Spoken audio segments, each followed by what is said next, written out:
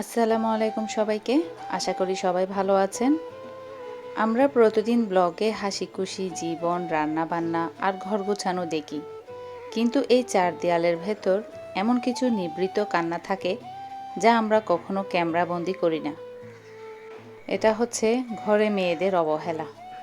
অনেক সময় দেখা যায় যে মেয়েটি সারাদিন ঘরের সবার খেয়াল রাখছে, মা বাবার প্রতিটি ছোটোখাটো প্রয়োজন মেটাচ্ছে, সেই মেয়েটি হয়তো পরিবারের সবচেয়ে বেশি অবহেলিত থেকে যায়।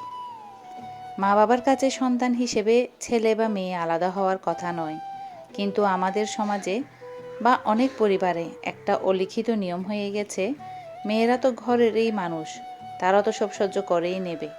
বড় হয়ে যাওয়া একটা মেয়ে যখন মা বাবার সাথে একই ছাদের নিচে থাকে, তখন অনেক সময় তার মতামত, তার ভালো লাগা বা তার মানসিক ক্লান্তিকে খুব একটা গুরুত্ব দেওয়া হয় না। হয়তো মেয়েটি সবার পছন্দের খাবার রান্না করছে, কিন্তু কেউ একবারও জিজ্ঞেস করলো না, মা তুই আজ কী খেতে চাস? অথবা মেয়েটির মনে কোনো একটা কষ্ট চেপে আছে, কিন্তু মা বাবার কাছে সেই কষ্টের চেয়ে হয়তো বাইরের পৃথিবীর অন্য কোনো কাজ বেশি গুরুত্ব পেয়ে যাচ্ছে। এই ছোট ছোট অবহেলাগুলোই কিন্তু একসময় একটা মানুষের আত্মবিশ্বাস কমিয়ে দেয়। সকালের নাস্তার জন্য গরম গরম রুটি আর এখানে মাংস রান্না করে নিয়েছিলাম। আগের দিনের মাংস ছিল, ওটার সাথে রুটিটা করে নিছি। আর কাঁচা আমের শরবত তৈরি করে নিয়েছি। এখন প্রচণ্ড গরমে কাঁচা আমের শরবত খেলে মন প্রাণ একেবারে ঠান্ডা হয়ে যায়। অবহেলার মানে এই নয় যে তাকে খেতে দেওয়া হচ্ছে না বা থাকতে দেওয়া হচ্ছে না। আসল অবহেলা হলো মানসিক। যখন মা বাবা তার শ্রমটাকে খুব স্বাভাবিক ধরে নেন, কোনো প্রশংসা করেন না, কিংবা কথায় কথায় বুঝিয়ে দেন যে মেয়ে হিসেবে তার সীমাবদ্ধতা অনেক, অথচ সেই মেয়েটিই কিন্তু নিঃস্বার্থভাবে আগলে রাখে তার পরিবারকে। নিজের ঘর থেকে যখন কেউ অবহেলিত হয়, তখন বাইরের পৃথিবীটা তার কাছে আরও বেশি কঠিন মনে হয়।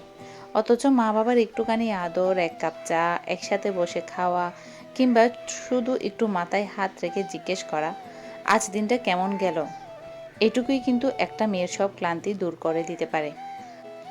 আমি জানি আমার এই ভিডিওটি যারা দেখছেন, তাদের মধ্যে অনেক মেয়ে এই অনুভূতির মধ্য দিয়ে যাচ্ছেন। আপনাদের শুধু এটুকুই বলবো, নিজের মূল্য দিতে শিখুন। মা বাবা হয়তো সব সময় মুখ ফুটে বলতে পারেন না, কিন্তু তারা আপনাদের ভালোবাসেন। আবার অনেক সময় তারা বুঝতেই পারেন না যে তাদের অজান্তে কোনো আচরণ আপনাকে কষ্ট দিচ্ছে। যদি সম্ভব হয় তাদের সাথে কথা বলুন, আর যদি তাও না হয় তবে নিজের ভেতরের শক্তি হারাবেন না। আপনি যা করছেন তার প্রতিদান একদিন নিশ্চয় পাবেন। অবহেলার কোনো নির্দিষ্ট ভাষা থাকে না, এটা কখনো কখনো তীব্র নীরবতার মতো। যখন ঘরের মেয়েটি সবার মন জুগিয়ে চলার আপ্রাণ চেষ্টা করে, কিন্তু বিনিময়ে শুধু একরাশ সমালোচনা পায়, তখন তার নিজের ঘরের প্রতি এক ধরনের পরার্থপরতা কাজ করে। আমরা মনে করি, মেয়েটি তো হাসছে, কাজ করছে, তার মানে সে ভালোই আছে। কিন্তু অবহেলা মানে শুধু গালমন্দ করা নয়, তার উপস্থিতিকে খুব সাধারণ ভেবে নেওয়াটাও এক ধরনের অবহেলা। মা বাবার ভালোবাসা যখন ছোট বড় বা ছেলে মেয়ের নীতিতে মাপা হয়, তখন সেই মেয়েটির মনের ভেতরের একটা নিঃশব্দ দূরত্ব তৈরি হয়।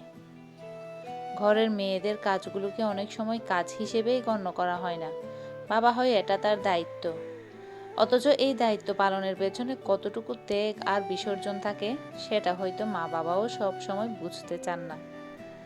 বাইরের কেউ একটু প্রশংসা করলে আমরা যতটা খুশি হই, তার চেয়ে হাজার গুণ বেশি শান্তি পেতাম যদি বাবা একটু বলতেন, আজকের চাটা দারুণ হয়েছে মা, কিংবা মা যদি একটু বলতেন, তুই না থাকলে আমার যে কি হতো।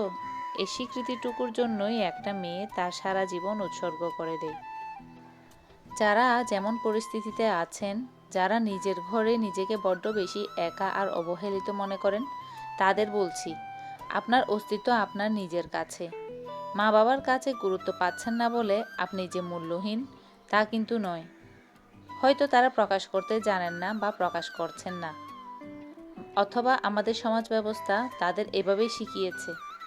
তবে মনে রাখবেন, আপনি যে ধৈর্য আর মায়া দিয়ে ঘরটাকে আগলে রেখেছেন, এটাই আপনার সবচেয়ে বড় শক্তি।